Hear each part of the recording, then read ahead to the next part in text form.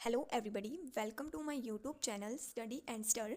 सो आज की वीडियो में हम डिस्कस करेंगे ancylostoma duodenale. So let's start. First है इसकी हमारे पास introduction. So ancylostoma duodenale are also known as the common हुकवॉर्म।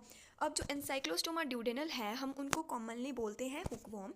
Hookworm are the most dangerous parasitic round worm causing serious infection in human being. अब जो हुकवॉर्म है उसको वो एक राउंड वॉर्म भी है और वो एक बहुत ही ज़्यादा डेंजरस पैरासाइट है जो कि सीरियस इन्फेक्शन कॉज करता है ह्यूमन बींग में।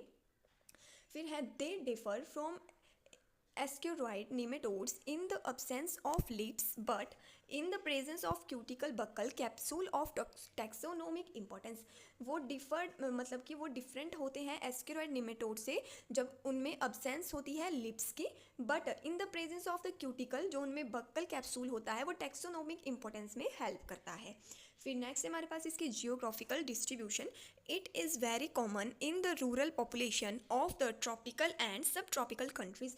अब जो राउंड वॉर्म है वो कॉमनली फाउंड होता है rural population of the tropic and subtropical areas में। The hookworm is very common in the North Africa, South Europe, Malaysia, India, China, Egypt। And जो हुकवॉर्म है वो बहुत ही कॉमनली फाउंड होता है north Africa, south Europe, Malaysia, India, China और Egypt में। और इन इंडिया ये होता है हिमाचल प्रदेश, हरियाणा और पंजाब में। फिर नेक्स्ट हमारे पास इसका habit and habitats. It is very common endoparasite of human small intestine specially in jejunum. अब जो ये राउंड वॉर्म है या हुक वॉर्म है वो एक एंडोपैरासाइट है ऑफ द ह्यूमन बीइंग में जो कि फाउंड होता है उसके small intestine specially in the jejunum. Through species is called duodenal but it is less often in duodenum and rarely in the ilium. अब ये थ्रू स्पीशीज़ जैसे कि हमने ऊपर पढ़ा था इसका नाम था एनसाइक्लोस्टोमा ड्यूडेनल। तो ये कि ये होता तो है ड्यूडेनल में बट लेस होता है और ये रेयरली होता है इलियम में। फिर है the adult worm lives in the intestine of man where they suck blood lymph tissue fluid from the lining of the intestinal wall. अब जो ये अडल्ट वॉर्म है वो लिव करता है इंटेस्टाइन ऑफ द मैन में जहाँ पे कि ये करता है ब्लड को सक, और ये डिफरेंट टिश्यू फ्लूइड्स में भी होता है और जहाँ पे वो ब्लड सकिंग का काम करता है। अब नेक्स्ट है हमारे पास इसकी morphology. So they are called hookworm because the male has a hook shaped body. अब उनको हम हुक वॉर्म क्यों बोलते हैं? क्योंकि जो मेल है उसकी जो बॉडी स्ट्रक्चर है वो हुक की तरह शेप्ड होता है और जो इसके सेक्स है वो सेक्सेस आर सेपरेट, यानी मेल और फीमेल बोथ अलग अलग हैं। फिर है male has a single tubular thread like testis twisted around the intestine in the middle of the body. अब जो मेल है वो एक सिंगल ट्यूबुलर थ्रेड है लाइक टेस्टिस होती है उसमें जो कि ट्विस्टेड होती है उसके अराउंड द इंटेस्टाइन में in the middle of the body. फिर नेक्स्ट हमारे पास female has too much convoluted ovarian tubules, और जो फीमेल है उसमें कॉन्व्यूलेटेड ओवियन टिब्यूल्स होते हैं। The male is 8 to 11 mm long and 0.5 and 0.5 mm wide। अब जो मेल है वो होता है लॉन्ग कितना 8 to 11 मिलीमीटर एंड 0.5 मिलीमीटर होता है वो वाइड। फिर है the female is 10 to 13 mm long and 0.6 mm wide.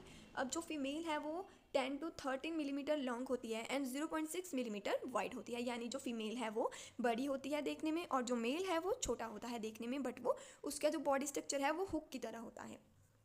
फिर नेक्स्ट हमारे पास it is cylindrical in shape, plump, rigid and creamy white to grey colour.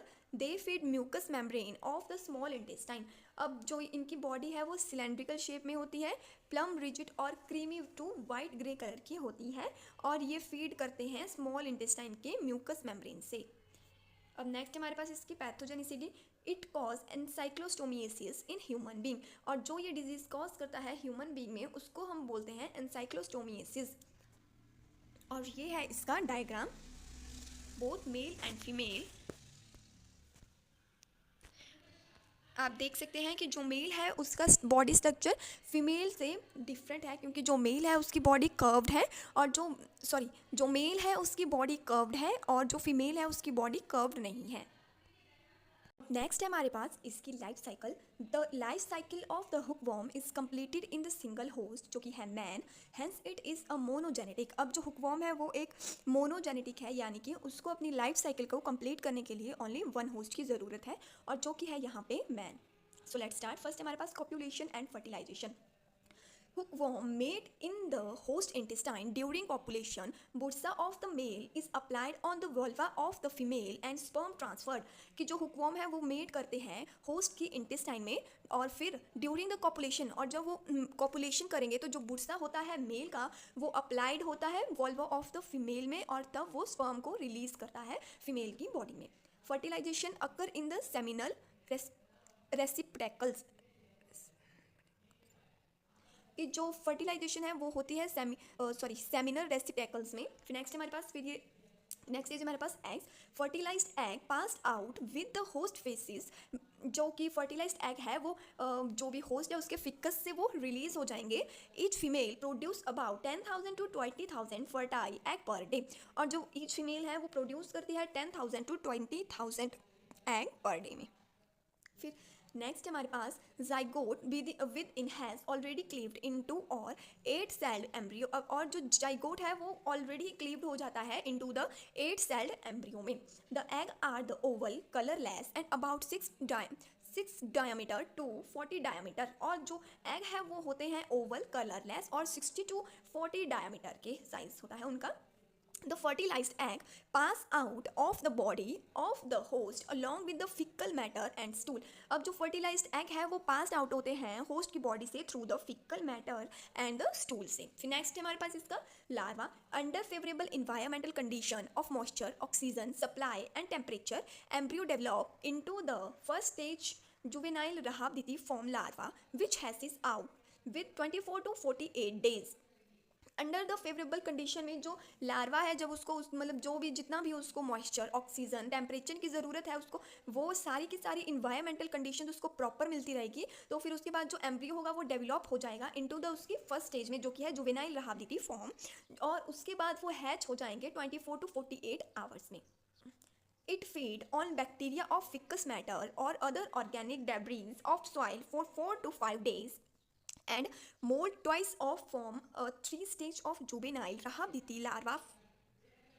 अब जो ये बैक्टीरिया है या जो भी वो निकलेगा उसमें से जो भी वो हुकवॉर्म निकलेगा उसमें से, तो जो वो किस में फीड करेगा, तो वो करेगा जो भी वहाँ पे फिकल मैटर होगा या अदर ऑर्गेनिक डेब्रिस होगी सॉइल के अंदर, वो उस पर 4 to 5 डेज अपना फीड रखेगा। और उसके बाद वो ट्वाइस मतलब कि 2 बार मोल्ड होता है और फिर वो थर्ड स्टेज में आ जाता है, जो कि उसकी थर्ड स्टेज में उसकी जुवेनाइल रहाबिलिटी-फॉर्म लार्वा है। फिर this juvenile rhabditiform is about 0.5 mm long and in active form man. यानी कि जो ये जुवेनाइल रहाबिलिटी-फॉर्म है वो about 0.5 mm long and infective for man होती है, यानी कि जो थर्ड फॉर्म होगी उसकी वो ह्यूमन बीइंग के लिए इन्फेक्टेड होगी यानी डेंजरस होगी। फिर है filariform larva infect a new host man by chance contact with his skin. अब जो फिलेरीफॉर्म लार्वा है वो पूरी तरह से ग्रो हो गया है, उसकी तीनों स्टेजेस ग्रो हो चुकी है जुवेनाइल रहाबिलिटी-फॉर्म की, तो फिर उसके बाद अब वो वेट करेगा न्यू होस्ट का, और जैसे ही उसको न्यू होस्ट मिलेगा तो वो उसके स्किन के कॉन्टैक्ट में आते ही उसके अंदर एंटर हो जाएगा।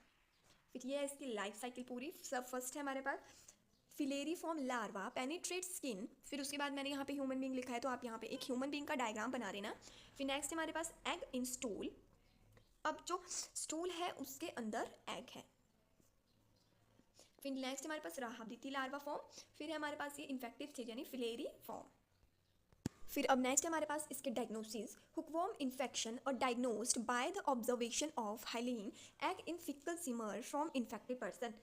अब जो हुकवॉर्म है वो डायग्नोस होता है by the observation of the hyaline eggs in the faecal smear of the infected person में। अब नेक्स्ट हमारे पास इसके pathogenesis and symptoms. So first हमारे पास एनीमिया एब्डोमिनल फॉर्म। फिर है decrease in immunity and blood in stool, यानी कि जब वो इन्फेक्टेड होगा तो उसके स्टूल में ब्लड आना स्टार्ट हो जाएगा। फिर कॉन्स्टिपेशन होगी, डायरिया है, डायप्सिनिया है यानी कि शॉर्टनेस ऑफ द ब्रीथ, उसको शॉर्टनेस ऑफ द ब्रीथ होने लगेगी।